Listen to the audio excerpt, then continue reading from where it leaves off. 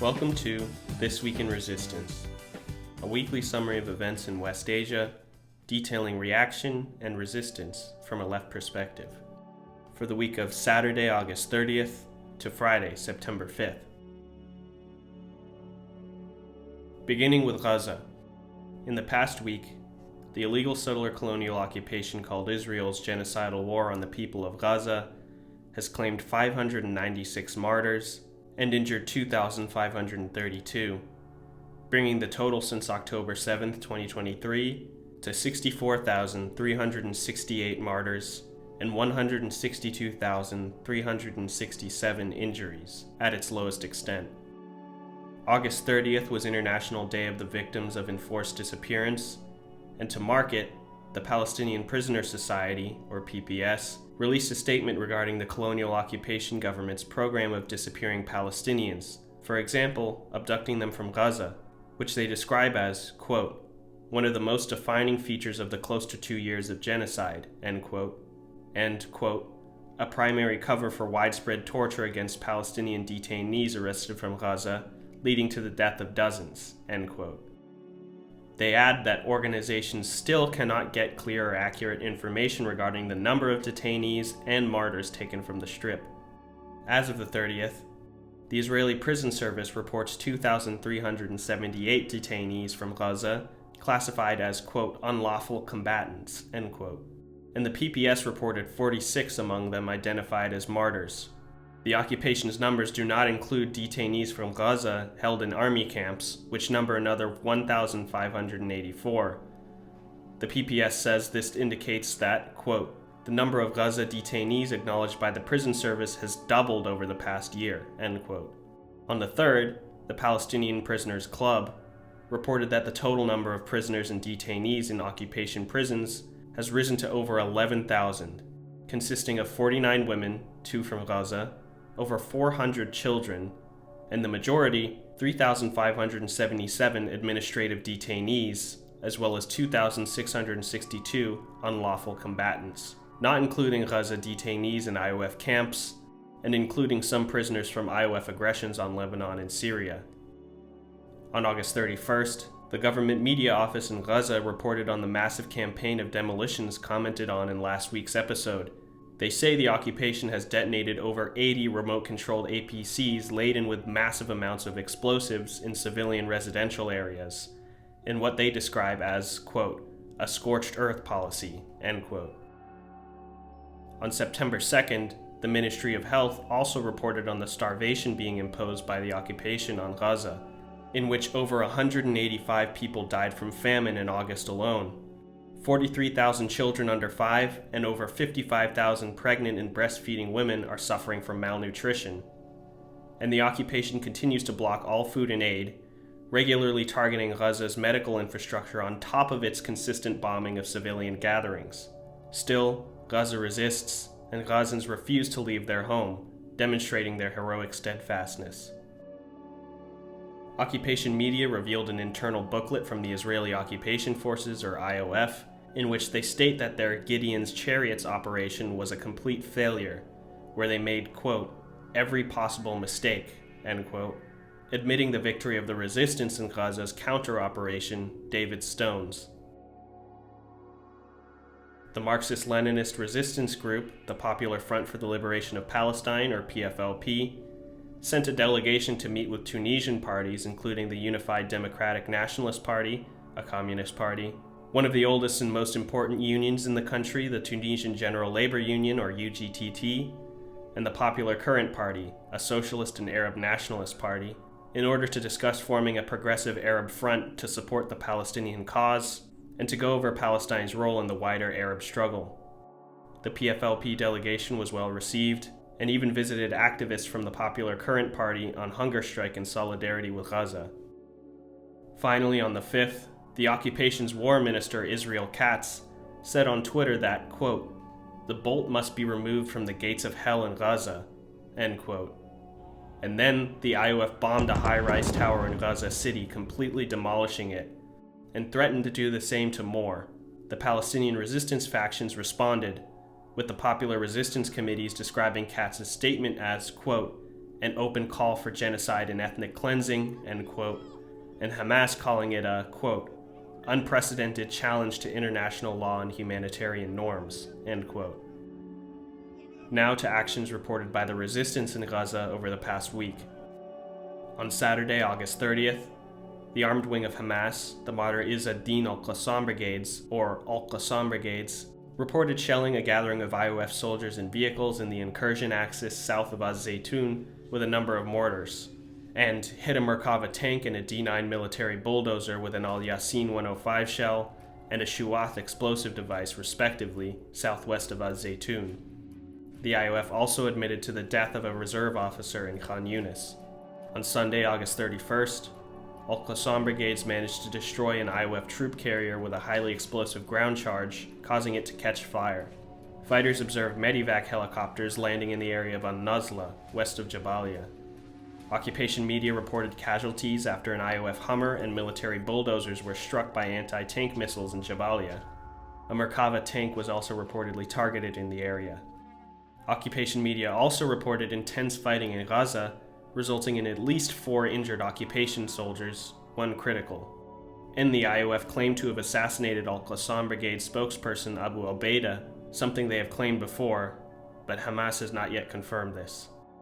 الجندي الصهيوني عند دخوله لقطاع غزة هي 4 خيارات، إما أن يسقط قتيلا أو يقع أسيرا أو أن يصاب بإعاقة مستديمة أو أن يعود بمرض نفسي إلى الأبد. On Monday, September 1st, Al-Qassam Brigades confirmed targeting 3 Merkava tanks south of Az-Zaytun. The armed wing of the Popular Resistance Committees, An-Nasr Salah ad-Din Brigades, shelled a concentration of IOF soldiers and vehicles in Az-Zaytun with 60 caliber mortars. The armed wing of Palestinian Islamic Jihad, Sarai al-Quds, seized an IOF drone carrying out intelligence missions over Khan Yunis, and reported that on August 27th, their fighters destroyed an IOF vehicle with a highly explosive Taqib device in As-Sabra. Occupation media reported that resistance fighters have been repairing combat tunnels and firing at the IOF from openings the occupation had previously declared destroyed. They also reported the injury of an officer by shrapnel on the outskirts of Gaza City. On Tuesday, September 2nd, Al-Qassam Brigades hit a D9 military bulldozer with an Al-Yasin 105 shell south of Az-Zaytun, and the armed wing of the Palestinian Mujahideen movement, the Mujahideen Brigades, shelled a gathering of IOF soldiers south of Az-Zaytun with 60 caliber mortars, confirming direct hits. On Wednesday, September 3rd, Al-Qassam Brigade shelled a gathering of IOF soldiers and vehicles south of Az-Zaytun with multiple mortars, and on Thursday, September 4th, Sarai al-Quds, in coordination with the Al-Amudi Brigade of the Fatah-aligned Al-Aqsa Martyrs Brigades, shelled an IOF command and control site inside of a school southeast of Az-Zaytun using 60 caliber mortars. The military wing of the PFLP, the Abu Ali Mustafa Brigades, announced the martyrdom of a commander named Daoud Ahmed Abbas Khalaf, or Ab al-Majd. They stated that he was assassinated by an IOF special force in central Gaza after he resisted arrest and struggled against them, quote, in fierce clashes until his last breath, end quote.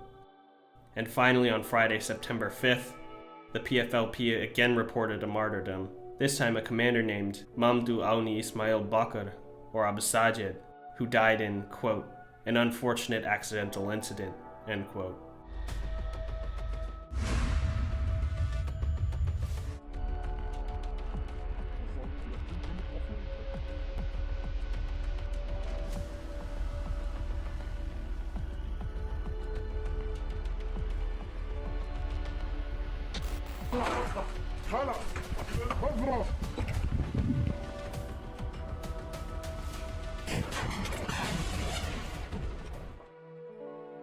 Moving to the West Bank in 1948 occupied Palestine, on August 30th, the IOF invaded Khirbatum al-Khair in Masaf al-Yatta, while settlers were reportedly present amongst residents' homes.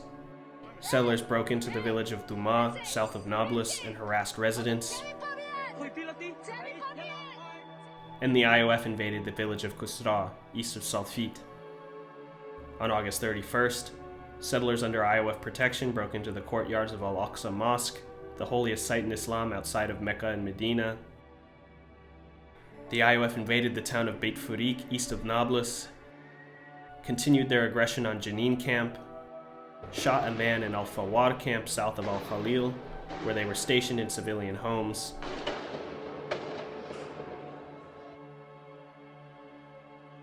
and shot another man in the town of Yabad, west of Jenin, obstructing the ambulance that arrived to transfer him to a hospital. Later, it was reported that a girl was seriously injured in Al-Fawar camp when the IOF shot her in the neck. The latest toll in the aggression on Al-Fawar is 4 injured, with heavy live fire continuing on into the night.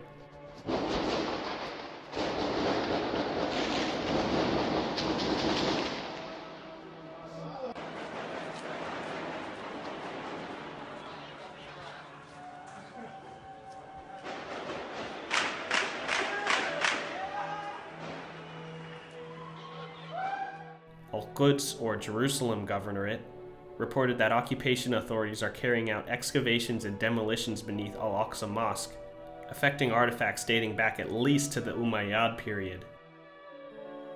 The IOF destroyed a Palestinian vehicle during an invasion of the village of Al-Mughayir, which saw a massive IOF pogrom in the last 2 weeks. See episodes 6 and 7 of this show for more information. And while invading the town of As-Silat al-Hadithiyah, west of Jenin, the IOF destroyed security cameras on civilian homes. In the early hours of September 1st, settlers attacked the village of Susya near Masafariyata, smashing windows and security cameras, and throwing stones at a child, injuring them. The village itself, as well as the surrounding area, have been flashpoints of settler violence against indigenous Palestinian residents in the past months. The IOF set up earth mounds to block a road south of Al-Khalil, which was being used as an alternative to other roads the IOF had previously closed in the area.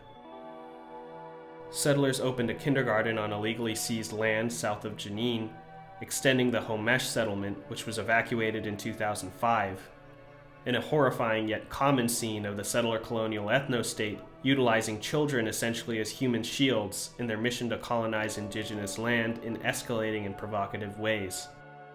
When the Al-Fratawi family was finally able to return to their home and shops in the outskirts of Tulkarem camp, which were used by the IOF as a military outpost since the family was forced out and barred from access since January, they found the property vandalized and burned. The IOF demolished a Palestinian home in the village of Shukba, northwest of Ramallah. Settlers invaded the area of Wardan, near Beit al-Mar, north of Al-Khalil.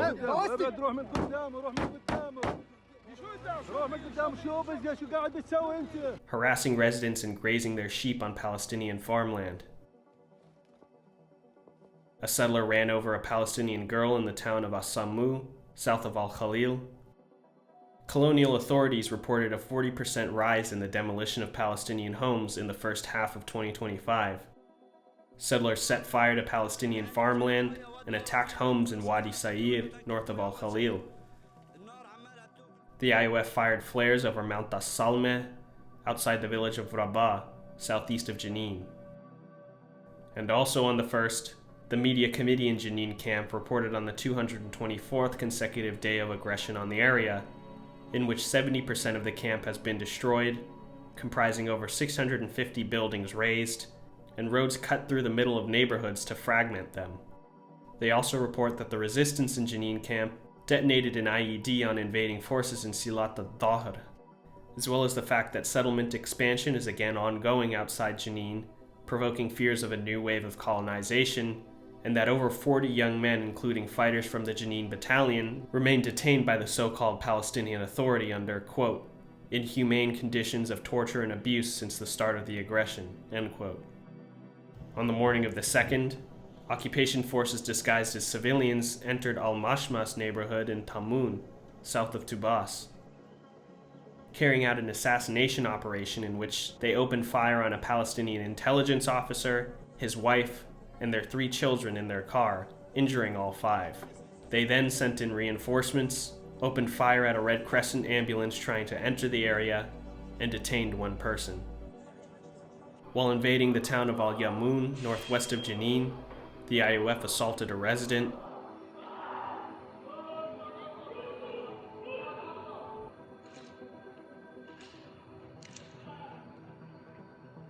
The IOF invaded the upper suburb area east of Nablus, abducting multiple Palestinians, and stormed the city of Yatta, south of Al-Khalil. Settlers attacking the area of Attal and the town of Sinjil, north of Ramallah, were confronted by locals. The IOF invaded the village of Kafr Khalil, southeast of Nablus, continuing a widespread campaign of detentions and ransacking the home of a detainee. Later, they blocked an ambulance from passing through while continuing their invasion, and fired tear gas at journalists covering the raid.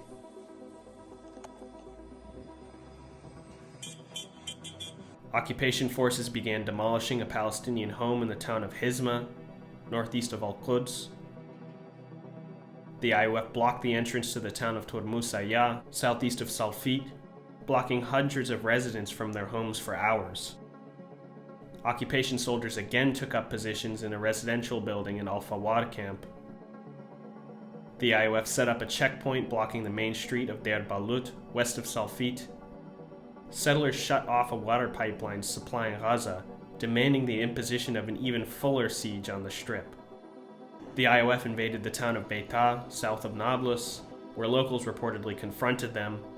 Then they invaded Al-Fawar camp for the second time that day, and stormed the neighborhood of Rifidia in Nablus.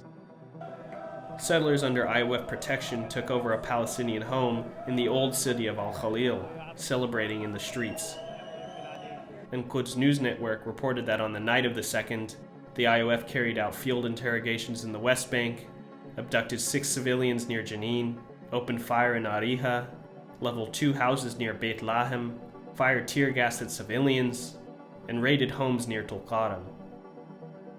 On September 3rd, the IOF ransacked a home in Beit Umar and abducted a Palestinian youth. The occupation began demolishing multiple homes in the village of Al-Qadr, west of Beit Lahem. Settlers grazed their sheep on Palestinian land in Masaf Yatta. The IOF shot and killed a man named Mohammed Madani in their invasion of Balata camp, east of Nablus, and ransacked a home there, abducting another youth. Settlers invaded Al-Aqsa courtyard once again, performing rituals. Fascist settler politician and finance minister of the colonial government, Bezalel Smotrich, recently unveiled a plan to annex 82% of the West Bank, stating that, quote, "We do not want to manage the lives of our enemies. Sovereignty will be applied to 82% of the land in the West Bank. The Arabs will manage their lives through the Palestinian Authority. In the future, we will establish another leadership, the maximum area of Israeli control for the minimum number of Arab residents," end quote. And that, quote, "It is time to impose Israeli sovereignty over the West Bank, completely abandon the idea of dividing our small land, and prevent the establishment of a terrorist state at its heart," end quote. Occupation forces demolished the minaret of a mosque in Dura. The colonial government declared 112 acres of Palestinian land near the illegal Havat Kilad outpost, west of Nablus, state land, possibly preparing for further development of illegal settlements that would further carve up the West Bank and block Palestinian freedom of movement. Just as they did in Masaf Yatta, where the occupation placed metal gates similar to those erected in Tormusaya to restrict movement in and out of the region. The IOF invaded New Askar camp east of Nablus. A Palestinian was reportedly stabbed by settlers near Khirbet at-Tawil, south of Nablus. The IOF abducted 4 Palestinians passing through a checkpoint at the entrance of Tulqaram camp. And the IOF raided a bookstore and cafe near the New Gate in Al-Quds, arresting the Palestinian Christian owner Anton Sabella under the pretext of his shop holding inciting books. On the morning of the 4th, the IOF fired tear gas at residential homes during their invasion of the village of Salim, east of Nablus. Settlers again attacked the town of Sinjil. The IOF invaded Al-Khalil and abducted a man named Yazan at-Tanbur during their invasion of Al-Ain camp west of Nablus. Settlers grazed their sheep on Palestinian land near Shalalat al-Auja, north of Ariha. journalist Oseida Marna from Beit Lahem, who was recently detained by the IOF, was placed under administrative detention without charges or trial. The IOF forcibly displaced multiple families from their homes outside Tulkarm camp, ransacked 2 homes in Nablus city, and invaded the town of Tel, southwest of Nablus. Occupation police cracked down on a rally denouncing the genocide in Gaza and occupied Haifa. An IOF soldier posted a photo of him aiming directly at the head of a Palestinian civilian, peacefully confronting settler attacks on his land in the West Bank. And the IOF fired flares and live rounds while reportedly chasing Palestinian tractors in the village of Atuf, south of Tubas. Finally, on the morning of September 5th, a settler attack on the village of Khilat ad-Diba in Masaf Riyata left a child, an elderly man, and an elderly woman injured. Settlers broke into Palestinian homes in the village of Mukhamas, southwest of Ramallah.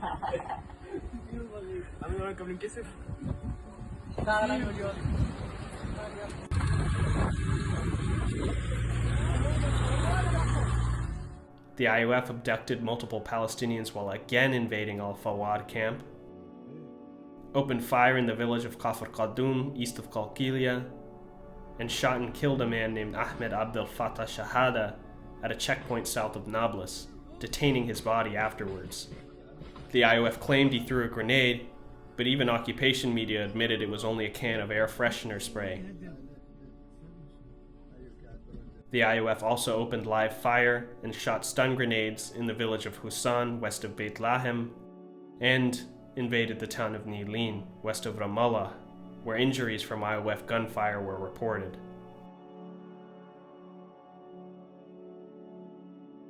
In news from Syria, on August 30th, the IOF advanced into the village of Ain al-Baida, heading towards Ufania, north of Quneitra, and conducted raids in As-Samdaniya Sharqiya. On August 31st, the state forces of former ISIS commander turned leader of the country, Mohammed al-Jalani, reported that they repelled an infiltration attempt by the Syrian Democratic Forces, or SDF, in the village of Tal Ma'ez, east of Halab, or Aleppo, which the SDF later denied.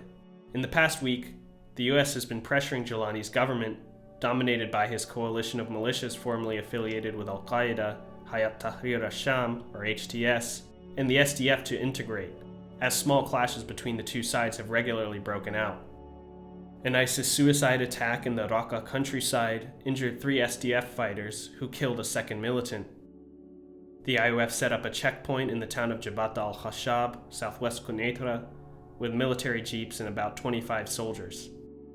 On September 2nd, the IOF invaded the outskirts of the town of Saida in the Quneitra countryside. The SDF arrested 10 ISIS leaders and members in the city of Raqqa. The IOF bombarded the Saraya Tawahin site east of the town of Brika in the Quneitra countryside. And the USA is pushing to have Jalani removed from UN terrorist lists so he can address the UN General Assembly on the 25th, as well as for the lifting of the genocidal sanctions they placed upon the Assad government in 2019.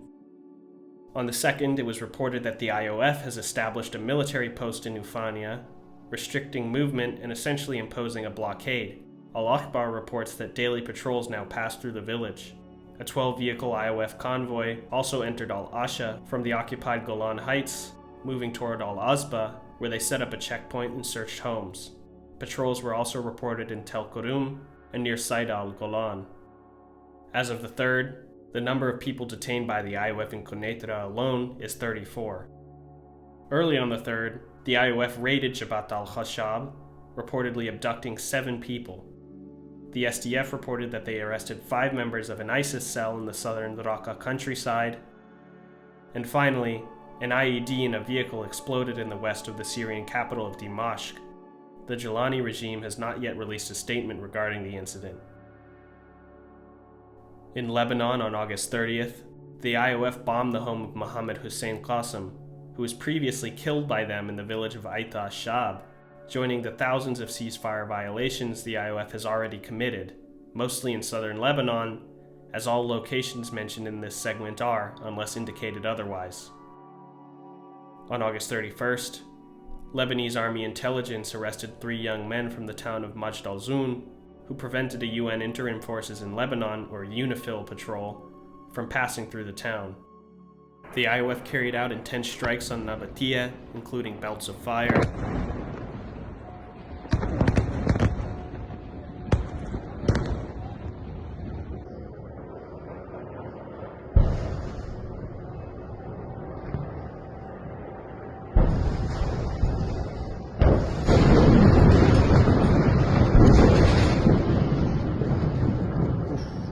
In a common occurrence, they later dropped leaflets over southern Lebanon, threatening residents to not cooperate with Hezbollah. An IOF drone killed a man named Ibrahim Tahoubeh in a strike targeting his motorcycle in Maifadun. And another IOF drone strike targeted the outskirts of Nabatea al-Fawqa. On September 1st, an IOF aircraft dropped 2 bombs on a bulldozer in Yarun, and another in Rab Talatin, where an IOF drone dropped inciting leaflets the next day on the 2nd. Also on the 2nd, an armored IOF force, accompanied by a van, advanced into the plain at Marun al-Ras. They reportedly entered from the settlement of Avivim, moving towards Birket al-Yabsa, and then headed uphill towards Jalader. Al-Akhbar reported that the IOF strikes on southern Lebanon have destroyed more than 50% of water pumping stations, leaving 700,000 people without regular water access. A drone dropped a stun grenade near a fishing boat off the coast of Nakura after the IOF fired several flares over the area. An IOF drone dropped a sound bomb near a public road in Markaba. Another drone dropped a bomb near a bulldozer clearing rubble in eastern Mays al-Jabal, and then propaganda leaflets were dropped over the area. Yet another IOF drone dropped a stun bomb near a bulldozer in Yarun once again, and a UNIFIL patrol was targeted by an IOF drone with multiple grenades in Marwahin, as they were attempting to reach their position opposite the IOF's illegally occupied Jabal Balat outpost. UNIFIL called it, quote, one of the most serious assaults on our personnel and property since the agreement to cease hostilities, end quote, and noted that they had informed the IOF in advance of their, quote, work to remove obstacles in the area, end quote. The IOF later claimed it, quote, was not intentional, end quote. Early on September 3rd, the IOF detonated a house on the slopes of Mount Al-Bat, south of Aitarun. An IOF drone dropped a stun grenade on a civilian water tanker in Hula. And a massive wave of IOF strikes unfolded, in which they killed a civilian in their vehicle in Yatar, targeted a building on the outskirts of Al-Kharayeb with an airstrike, killing one and injuring another, hit a building in Azaradia, hit a house in Sheba with an artillery shell, injuring 3 people, including 2 children, and killing a man named Ali Mohammed Tafaha. An IOF drone injured a civilian in a strike on a home in Taibeh, and a strike targeted the area between the towns of Tair Harfa and Al-Jabain. Following regular handovers of Fatah weapons in Beirut's refugee camps over the past month in accordance with the US-backed plan to disarm the Lebanese resistance, clashes broke out in the Burj al-Barajne camp, including RPG fire. The reason for the fighting is, as of yet, unknown.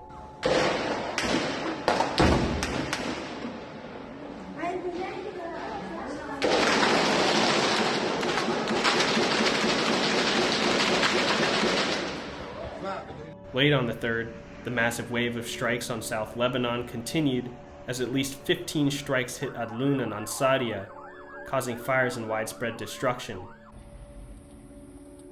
One of the IOF strikes hit a bulldozer repair and maintenance facility in Ansariya, injuring several civilians.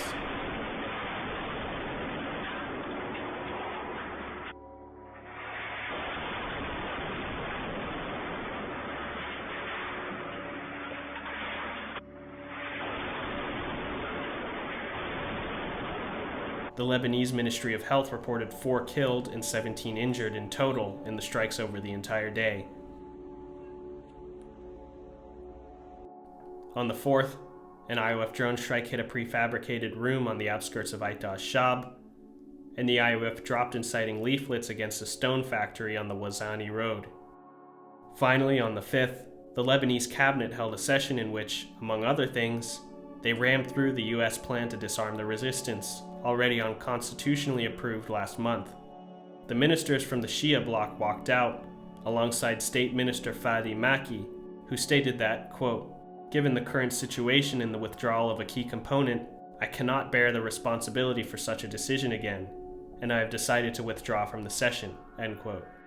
Reportedly, the US was threatening Lebanon with a new Israeli war if they did not continue to push for the disarmament. In reality, this move will likely lead to more certain destruction for the country. Resistance factions have already made it clear that their weapons exist solely to defend against invasion, and that their disarmament will certainly lead to occupation. Hezbollah stated prior that if the government goes through with this decision, it will change their position, even south of the Litani, the ceasefire line established in November 2024.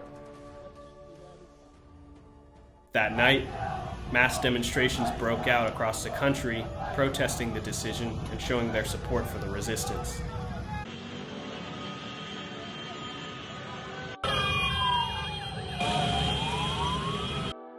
Finally for this week, news from Yemen.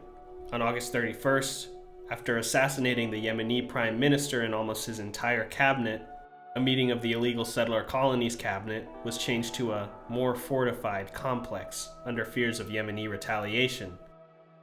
That day, the naval force of the Yemeni Armed Forces, or YAF, targeted the Israeli oil tanker Scarlet Ray in the northern Red Sea by the Saudi port of Yanbu, using a ballistic missile, directly hitting it in accordance with their blockade to end the genocide. On the 1st, occupation media reported that the tanker belongs to Idan Ofer, described as the richest man in Israel. On September 2nd, the YAF reported that their UAV force carried out 4 operations with 4 drones. The first targeted the occupation's general staff building in occupied Jaffa using a Samad 4 drone, and the other 3 targeted the Al Khadira power station, Lod, or Ben Gurion Airport in occupied Jaffa, and the port of Ashdod. They also reported a joint action between their UAV and missile forces targeting another ship called MSC ABY as it violated the blockade.